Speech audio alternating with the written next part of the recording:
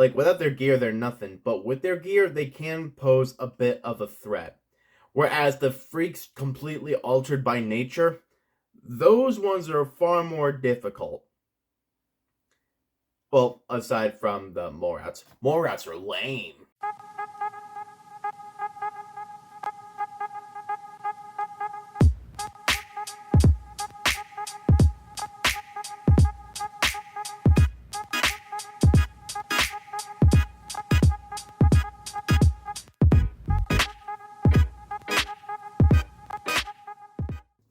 Well, everyone, it's your boy Floz and welcome back to another episode of Tier Up. And this time we are going to be ranking enemies that you can fight in the game Fallout. There's probably a better way to phrase that, but me, brain no do good, brain hurty thing. I think I just had a mini stroke right there. But yeah, essentially we're going to be ranking groups of villains that you can face in the Fallout franchise. Because I believe it was on Amazon Prime, the relatively new series Fallout had just been released. But without further ado, let's get right into it. The rankings for this video are as follows. God Tier, Big Bad, I'll Give It a Fight, Vault Dweller, and Cancel. It's mainly going to be based on how well I think I could take them in the fight if I were well equipped. And just my overall thoughts on these enemies as well. And I should also say the only Fallout games I have played are Fallout 3 and Fallout 4. And like the very first hour of Fallout New Vegas, aside from that, nada. Unless you want to count Fallout Shelter, which I'm not going to be counting. And speaking of which, go watch that series on Floz Games right now. First up, we have the Deathclaw. Starting big and starting strong. The Deathclaw, my boy. This is a giant radioactive abomination of fucking nature. Literally, this thing, I feel like this is what a demon would look like on Earth, and it were examined and mutated by John Hammond. Because literally, this guy has talons on his fingers. Now, I'm pretty sure those talons are like at least a foot long. Even if I were very well equipped, I could never take down a Deathclaw without I couldn't take it down. It's a God tier villain. It is a God tier enemy. Next up, we have a group of villains from Fallout 3. We have the Enclave. Now, the Enclave, if I remember correctly, is like the militant task force and just like the overall followers of President Eden. And I'm also gonna try and not spoil too much of the games in case you haven't played it or don't know any shit about it. Most of the weapons that they use are like energy weapons. Like I think it's like plasma weapons. Plus their power armor is like Tesla shit, which is like highly resistant to energy blasters, some shit. But point is, they have some really good equipment. But the question is, if they didn't have that equipment, how powerful would they be? Because, like, without the power armor, I could take them out so easily. Because, really, it's only their equipment that's protecting them, honestly. Because, like, not just anyone can get their hands on that equipment. I feel like the only way a non-member of the Enclave can get their hands on that equipment is to kill a member of the Enclave. They're powerful due to their equipment. Aside from that, not really. I think a fairish rating is to put it down in Vault Dweller. I feel like there, it's a bit evened out. I don't know what the fuck I'm talking about. Next up, we have the Feral Ghouls. These are essentially the zombies of the wasteland. And I will say, these guys are terrifying. Whether it's the Fallout 3 versions or the Fallout 4 versions, both are horrific. I won't want to come across any of these guys. So what the fuck am I going on about it? Feral Ghouls I can take down easier than the Deathclaw. But I will say, there are some variants of Feral Ghouls, as like there are variants of a lot of these damn enemies. But with the Feral Ghouls, I believe there's Feral Ghoul Roamers, Reavers, etc. There are glowing ones which can bring dead, well, re-deaded, anyway, Feral Ghouls back to life. I don't know all the science terminology behind it. Point is, they're a difficult enemy. How difficult though? Definitely more difficult than the Enclave. Nowhere near as difficult as a Deathclaw. If good enough equipment and can get enough headshots done, I think you could put it in I'll Give It a Fight. Again, that's just my opinion anyway. Next up we have the Mirelurks. These guys had very different designs between Fallout 3 and Fallout 4. They both definitely sported the same like crustacean like features. However, in Fallout 3, they only had 2 legs, whereas in Fallout 4, they have, what is that, like 6 like actual crab-looking legs, and they're definitely badass, let me tell you. That armor is definitely a great defense mechanism because you have to like shoot them in the face and a bit of their body to actually pose any real damage. Aside from that, you're not getting anything. You're not getting anything aside from that. I will say that is a pretty big defense mechanism, but is it worth Big Bad? I believe it's more than the Feral Ghouls, but I don't know if it's worth Big Bad. No, fuck it. I'm going to put it at the very beginning of I'll Give It a Fight. And what's with the freaking lag lately? I don't get it. Either way, next up we have Mole Rats. These guys definitely had a bit of a redesign between Fallout 3, and Fallout 4. I mean, Mole Rats, they're like the baby enemies of Fallout. They're like the baby enemies of Fallout. If you have good enough gear, or even just mid gear, you can one-shot them in the head. There's really not much I can even say about it other than it's lame. Put it down and cancel.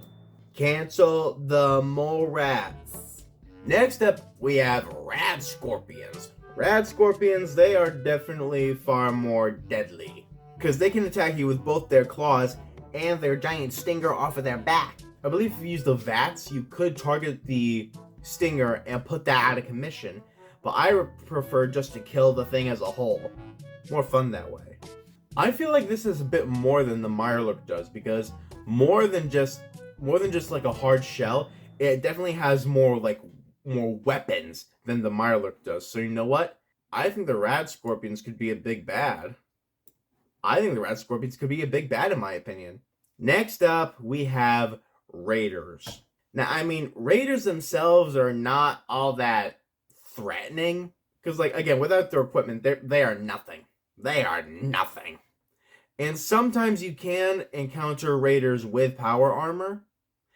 Those guys might be a bit difficult. But if you can manage to sneak up behind them and remove the fusion core from their power armor, then they can abandon the power armor and you can just take it.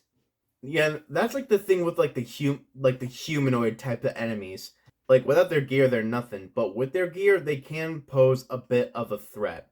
Whereas the freaks completely altered by nature, those ones are far more difficult. Well, aside from the Mole Rats. Mole Rats are lame. I actually think they're a step below the Enclave, in my opinion. So we're actually going to put them one step below in Vault Dweller. What even is the purpose of the Raiders? Like, why don't they just raid each other? Next up, we have the various robots. And I didn't want to do each of these as individuals because, in a sense, it's kind of like variations in a way. We'll use the Feral Ghouls. Feral Ghoul Roamers, Reavers, Glowing Ones, blah blah blah, stuff like that. There are many variations with these robots as well. There's the Protectron, the Mr. Gutsy, Mr. Handies, the Assaultrons, the Sentry Bots, and there's probably like a couple more that I'm forgetting the name. These guys would definitely need to be taken down with like energy weapons, like laser rifles, plasma mines, pulse mines, pulse grenades, all that shit. Any kind of energy weapon is what you need to take them down. I'd say they could potentially be a big bad if you did not know how to defeat them. But aside from that, I think I'm actually gonna put them at the beginning of I'll Give It a Fight, because like in my opinion, it's one step below Big Bad, just one step below it. Oh boy! Next up we have the Sopa Mutants. the super mutants, the giant brutes of the wasteland, and for some reason are green. Gamma radiation, they turned into the Hulk! And from what I know, there are 5 different stages of like super mutants, or like classes, whatever. There's super mutants, super mutant brutes, masters, overlords, and then the goddamn behemoths. The behemoths, unless you have a fat man, you're not killing a behemoth. You are not killing a behemoth unless you have a fat man. I don't think in Fallout 3, but in Fallout 4, there are super mutant suiciders that like hold like a giant grenade in their hand. If you aim right in VATS at that grenade, you could take down all the super mutants as long as they're still within like a group. Strategy. As long as you pay attention to which kind of super mutants you're facing and know how to beat them, you could do pretty well. All the other ones kind of do classify as big bad, so you know what? I'm going to go ahead and put it up in big bad. Now, who's afraid of the big bad wolf? I don't know where that came from. Next up, we have the synths. The synths, like the enemy version, they were not introduced in Fallout 3, like the whole bad guy class. They were more so of an enemy in Fallout 4 when you had to face off against the Institute. Again, I'm gonna try and not spoil too much shit.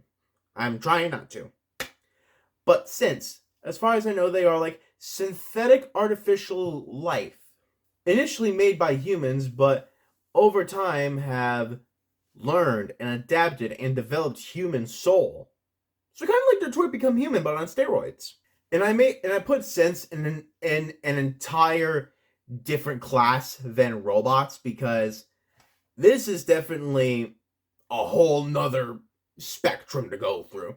Plus, I believe synths also had like different classes as well. Can I remember what they are? Absolutely not. But again, they can also be taken down with the weaponry that is good against robots, like energy weapons, like laser rifles, plasma rifles, energy mines, or pulse mines, plasma mines, pulse grenades, blah, blah, blah. All that stuff is good against synths.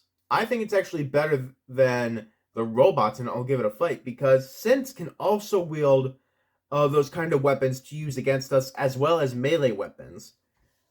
Whereas the robots, they can only use the weapons that have been programmed into them. Synths are rather adaptable, so you know what? I'm going to go ahead and put the synths up at the very beginning of I'll Give It a Fight.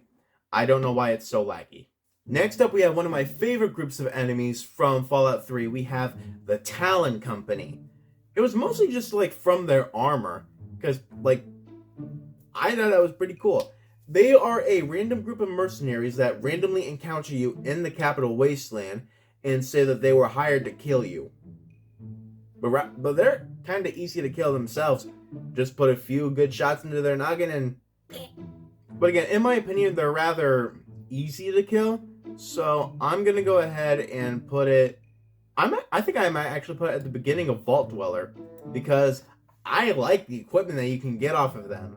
And lastly, we have the Yao Guai. This thing is a giant genetically mutated radioactive bear, blah blah blah, more science words. The Yao Guai, in my opinion, is honestly up there with the Deathclaw. If anything, maybe a step below. Because, again, with a Deathclaw, in my opinion, unless you have at least a missile launcher, don't fight against a Deathclaw. Do not. A Yao Guai, I believe as long as you can cripple some of its limbs, you have a better chance of taking it out. But I always just go straight for the head. Giant mutated bear, scary as hell. And they do drop some Yao Guai meat, which, if cooked properly, can get you, ooh, it could be tasty. So you know what? I think, hey, no, it's great. Yao Guai is a big bad. Or no, it's a god tier 1. You don't want to be that kind of bear in the woods. And I think we're going to leave this off right here. I have been Floz MG. This has been ranking Fallout villain adversary type of things. I'll probably figure out a better title. And I can't wait to see you all in the next video.